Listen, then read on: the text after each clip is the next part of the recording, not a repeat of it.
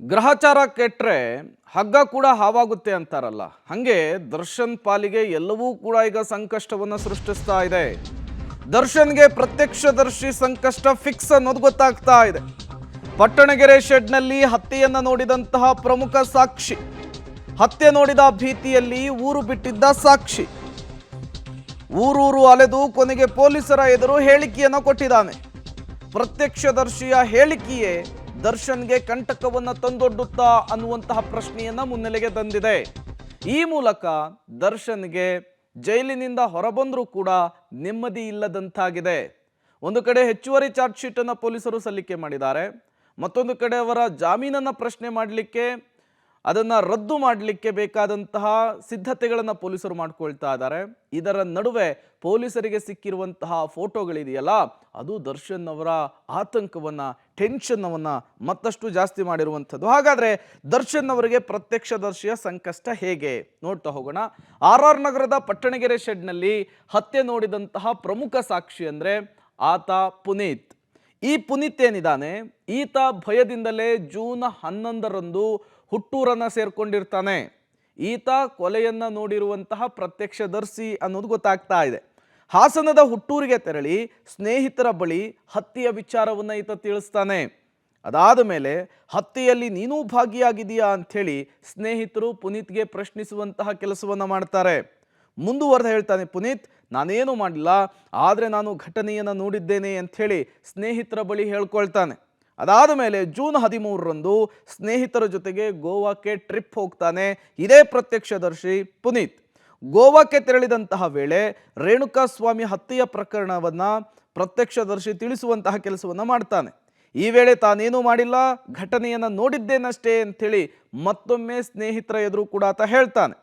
June 13ರಿಂದ 16ರವರೆಗೂ ಕೂಡ ಗೋವಾ ಟ್ರಿಪ್ಪನ್ನು ಮುಗಿಸಿ ಆತ ಬೆಂಗಳೂರಿಗೆ ವಾಪಸ್ ಆಗ್ತಾನೆ. ಬೆಂಗಳೂರಿಗೆ ವಾಪಸ್ ಆಗ್ತಾ ಇದ್ದ ಹಾಗೆ ಜೂನ್ 16ರಿಂದ ಬೆಂಗಳೂರು, ತಿರುಪತಿ, ಕೋಲಾರ, ಗೋವಾ, ಹುಬ್ಬಳ್ಳಿಯಲ್ಲೂ ಕೂಡ ಸುತ್ತಾಟವನ್ನು ನಡೆಸ್ತಾನೆ. ಕಾರಣ ಭಯದಿಂದ. ಜೂನ್ 20ರಂದು ತನಿಖಾಧಿಕಾರಿಯ ಮುಂದೆ ಹಾಜರಾಗಿ ಎಲ್ಲ ವಿಚಾರವನ್ನು ಕೂಡ ಇದೇ ಪುನೀತ್ ಹೇಳ್ತಾನೆ, ಹೇಳಿಕೆಯ ರೂಪದಲ್ಲಿ ಕೊಡ್ತಾನೆ. ರೇಣುಕಾಸ್ವಾಮಿ ಮೇಲೆ ಹಲ್ಲೆ ಮಾಡೋದನ್ನು ನಾನು ಕಣ್ಣಾರೆ ಕಂಡಿದ್ದೆ ಅಂಥೇಳಿ ಪೊಲೀಸರ ಹೇಳಿಕೆಯಲ್ಲಿ ಈತ ಬಾಯ್ಬಿಡ್ತಾನೆ.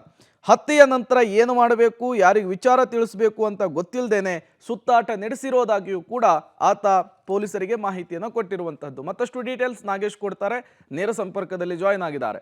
ನಾಗೇಶ್, ಪುನೀತ್ ಅವರ ಹೇಳಿಕೆ ಈ ಪ್ರಕರಣದಲ್ಲಿ ಎಷ್ಟು ಇಂಪಾರ್ಟೆಂಟ್ ಆಗುತ್ತೆ ಅಂಥೇಳಿ, ಮಧ್ಯಂತರ ಜಾಮೀನಿನ ಮೇರೆಗೆ ಹೊರಗಿರುವಂತಹ ದರ್ಶನ್ಗೆ ಪುನೀತ್ ಅವರ ಹೇಳಿಕೆ ಹೇಗೆ ಸಂಕಷ್ಟವನ್ನು ತಂದೊಡ್ಡುತ್ತೆ ಅಂಥೇಳಿ ನಾಗೇಶ್?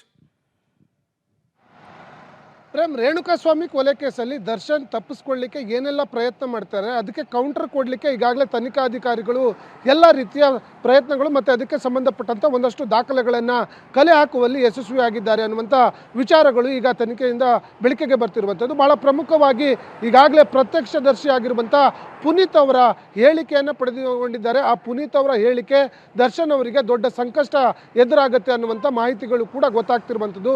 ಪ್ರಮುಖವಾಗಿ ಬಹಳ ಸ್ಪಷ್ಟವಾಗಿ ಈ ಒಂದು ಇನ್ಸಿಡೆಂಟನ್ನು ಕಣ್ಣಾರೆ ಕಂಡಂಥ ಪ್ರತ್ಯಕ್ಷದರ್ಶಿ ಪುನೀತ್ ಅನ್ನುವಂಥದ್ದು ಪೊಲೀಸರಿಗೆ ಗೊತ್ತಾಗಿ ಆತನ ವಿಚಾರಣೆ ಮಾಡಿ ಆತನಿಂದ ಹೇಳಿಕೆಯನ್ನು ಪಡೆದುಕೊಳ್ಳುವ ಕೆಲಸವನ್ನು ಮಾಡ್ತಿರುವಂಥದ್ದು. ಅದರಲ್ಲಿ ಕೂಡ ದರ್ಶನ್ ಹತ್ಯೆ ಆದ ಬಳಿಕ, ಈ ಒಂದು ಹತ್ಯೆ ಆದ ಬಳಿಕ ಆತ ತನ್ನ ಹುಟ್ಟೂರಿಗೆ ಅಂದರೆ ಬೆಂಗಳೂರಿಂದ ಹುಟ್ಟೂರಿಗೆ ಹೋಗಿದ್ದ, ಹಾಸನ ಹೋಗಿದ್ದ. ಅದಾದ ನಂತರ ಜೂನ್ 11ರಿಂದ ಸುಮಾರು 9 ದಿನಗಳ ಆದ ಬಳಿಕ ಪೊಲೀಸರ ಮುಂದೆ ಹಾಜರಾಗಿ ಈತ ವಿಚಾರಣೆ ವೇಳೆ ಮಾಹಿತಿಯನ್ನು ಕೊಟ್ಟಿದ್ದಾನೆ. ನಾನು ಯಾವುದೇ ರೀತಿಯಾಗಿ ಈ ಒಂದು ಪ್ರಕರಣದಲ್ಲಿ ಭಾಗಿಯಾಗಿಲ್ಲ, ಆದರೆ ಈ ಪ್ರಕರಣದಲ್ಲಿ ನಾನು ಕಣ್ಣಾರೆ ಕಂಡಿದ್ದೇನೆ ಅನ್ನುವಂಥ ಮಾಹಿತಿಗಳನ್ನು ಕೊಟ್ಟಿದ್ದಾನೆ ಅನ್ನುವಂಥದ್ದು ಬಹಳ ಪ್ರಮುಖವಾಗಿರುವಂಥದ್ದು. ಹಾಗಾಗಿ ಪ್ರತ್ಯಕ್ಷದರ್ಶಿಯ ಹೇಳಿಕೆ, ಆತನಿಂದ ಪಡೆದುಕೊಂಡಿರುವ ಒಂದಷ್ಟು ಫೋಟೋಗಳು ದರ್ಶನ್ಗೆ ದೊಡ್ಡ ಸಂಕಷ್ಟವನ್ನು ತಂದೊಡ್ಡುವ ಸಾಧ್ಯತೆಗಳು ಇದ್ದಾವೆ ಅನ್ನುವಂಥ ಮಾಹಿತಿಗಳು ಈಗ ಲಭ್ಯವಾಗ್ತಿರುವಂಥದ್ದು.